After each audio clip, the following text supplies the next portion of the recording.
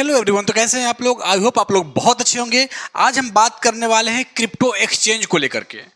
जितना भी इंडिया में क्रिप्टो एक्सचेंज है, या वो इंडियन एक्सचेंज हो या वो फॉरेनर एक्सचेंज हो, सारे पे नज़र जो है फाइनेंशियल इंटेलिजेंस यूनिट का है।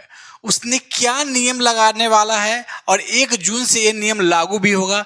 क्या अल्टीमेटम दिया है, पूरे जितने भी क्रिप्टो एक्सचेंज है सबको क्या अल्टीमेटम दिया गया है, उसी चीज़ पे आज हम चर्चा करेंगे। अगर वीडियो अच्छा लगेगा तो लाइक कर दीजिएगा, चैनल पर न्यू हो तो सब्सक्राइब कर दीजिएगा। तो चलिए हम शुरू करते हैं कि न्यूज़ क्या है।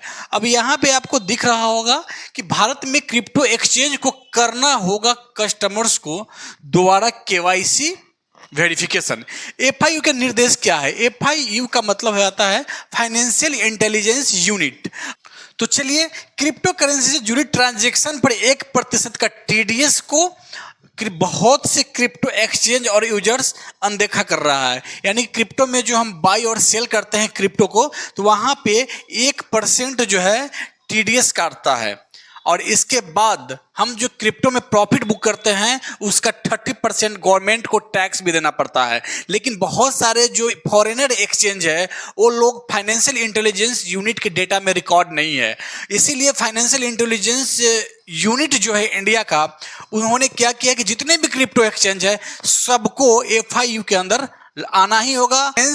अपने से चालाक बन रहा था तो बाइनेंस को $22 लाख का भरपाई करना पड़ा है, तब जाकर के इंडिया में फिर से सर्विसेज चालू हुआ है बाइनेंस का। तो चलिए हम अगले स्पेस में देखते हैं कि क्या दिख रहा है। अब यहाँ पे खास बातें समझते हैं। क्रिप्टो एक्सचेंजों को 18 महीने से पुरानी केवाईसी डिटेल को रिफ्रेश करना पड़ेगा।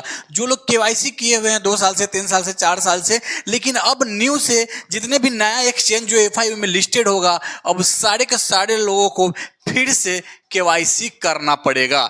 एफआईयू ने क्रिप्टो एक्टिविटीज की कड़ी निगरानी की योजना बनाई है। यानी कि क्रिप्टो रुकने का चीज नहीं है। किसी भी कंट्री में किसी भी गवर्नमेंट से रुकने का चीज है नहीं। इसलिए सारे कंट्री अपना अपना जो भी फाइनेंशियल इंटेलिजेंस यूनिट है, हर कंट्री में वो अपना अपना निगरानी इस पर रख रहा है। पिछले कुछ वर्षों में क्रिप्टो से जुड़े कई स्कैम भी हुए हैं, और जिससे एफआईयू के अंदर अगर लिस्टेड हो जाता है एक्सचेंज, तो उसमें क्या होगा, एक स्कैम ज़्यादा नहीं होगा। स्कैम तो होगा लेकिन ज़्यादा नहीं होगा। लोग क्रिप्टो को वेरीफाई कर पाया किस में हो सकता है स्कैम, किस में नहीं हो सकता है, और अगर होगा तो जो फाइनेंशियल इंटेलिजेंस यूनिट के अंदर रहेगा तो उस पर सरकार कुछ कर सकती है, कुछ एक्शन ले सकती है। तो चलिए, पिछले कुछ वर्षों में क्रिप्टो करेंसीज का सेगमेंट तेजी से बढ़ा है। इस मार्केट में स्कैम से जुड़े मामलों स्कैम से जुड़े मामलों की संख्या में भी बढ़ोतरी हुई है, क्योंकि उस समय एफआईयू नहीं था। अब एफआईयू में लिस्ट हो जाएगा तो ये थोड़ा कमेगा। उसके बाद समझते हैं इस समस्या पर लगाम लगाने के लिए बहुत से देशों में क्रिप्टो रेगुलेशन बनाए जा रहे हैं। देश में फाइनेंशियल इंटेलिजेंस यूनिट, जिसे हम एफआईयू बोलते हैं, ने सभी क्रिप्टो एक्सचेंजों से उनके यूजर्स को know your customer KYC data का वेरिफिकेशन जून के अंत तक कराने के निर्देश दिया है। अब हर हाल में जो लोग पहले से केवाईसी हो रखा है, फिर से उसे वेरिफिकेशन करना पड़ेगा, तब जाकर के एफआईयू के अंदर आएगा, तब जाकर के यहाँ पे कोई भी एक्टिविटीज आप यहाँ पे कर सकते हैं। उसके बाद आता है कि अब सभी क्रिप्टो एक्सचेंजों को 18 महीने से पुरानी केवाईसी डिटेल्स को रिफ्रेश करना होगा। एक मीडिया रिपोर्ट में सूत्रों के हवाले से बताया गया है कि क्रिप्टो ट्रांजैक्शन पर 1% के टीडीएस को बहुत से क्रिप्टो एक्सचेंज और यूजर्स अनदेखा कर रहे हैं। एफआईयू ने क्रिप्टो एक्टिविटीज की कड़ी निगरानी की योजना बनाई है।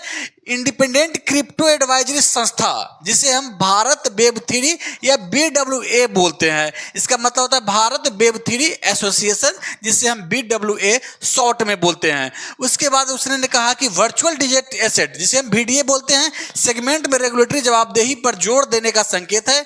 BWA ने लिंक्डइन पर एक पोस्ट में बताया है एफआईयू सभी रजिस्टर्ड वीडियो एक्सचेंज को prevention of money laundering act, जिसे हम PMLA कहते हैं, उसके तहत 30 जून तक तक अल्टीमेटम मिला है कि केवाईसी कंप्लायंस को पूरा करने का निर्देश दिया है।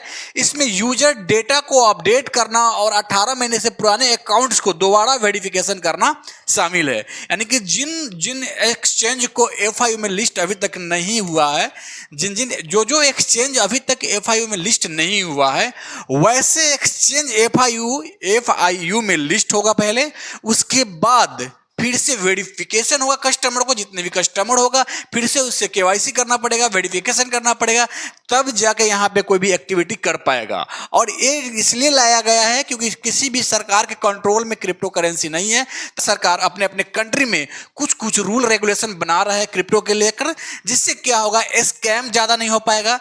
स्कैम होगा लेकिन ज़्यादा नहीं हो पाएगा। और स्कैम एफआईयू में आने के बाद अगर स्कैम होता भी है तो सरकार उस पर एक्शन ले पाएगी। ऐसे अभी तो जितने भी बहुत सारे क्रिप्टो एक्सचेंज है, जो बड़े बड़े एक्सचेंजेज है जो एफआईयू में लिस्टेड नहीं है, वहां पे बिलियंस ऑफ डॉलर का 24 आवर का वॉल्यूम रहता है। तो वहां पे अगर स्कैम हो जाएगा तो इसकी जिम्मेवारी कौन लेगा? इसलिए इंडियन गवर्नमेंट रूल लगा रहा है ताकि सब एफआईयू के अंदर आ जाए। उसके बाद न्यूज में ये बता रहा था कि हाल ही में इंटरनेशनल क्रिप्टो एक्सचेंज, जिसे हम बाइनेंस के नाम से जानते हैं, देश में अपने यूजर्स को ईमेल के जरिए दोबारा वेरिफिकेशन के प्रोसेस के बारे में जानकारी दी थी। बाइनेंस ने अपने यूजर्स से उनका पैन जमा करवा रहा है, पैन कार्ड जमा करवा रहा है, पैन कार्ड जमा करवाने के लिए कहा था। पिछले वर्ष बाइनेंस ने देश में एफआईयू के पास रजिस्ट्रेशन कराने के साथ ही $22.5 लाख का जुर्माना भी चुकाया था इंडियन गवर्नमेंट को। तब जाके इंडिया में फिर से बाइनेंस का सर्विस स्टार्ट हुआ। उसके बाद इस एक्सचेंज को पीएमएलए के उल्लंघन करने की वजह से यह जुर्माना चुकाना पड़ा था। इसके बाद देश में बाइनेंस के यूजर्स के लिए एक्सचेंज की वेबसाइट पर एक्सेस शुरू हो गया था। बाइनेंस के लिए यह 19वां इंटरनेशनल लाइसेंस था। यानी कि बाइनेंस अभी तक 19 ऐसे देश हैं जिसमें लाइसेंस ले रखा है और वहां पे बाइनेंस अपना सर्विस दे रहा है।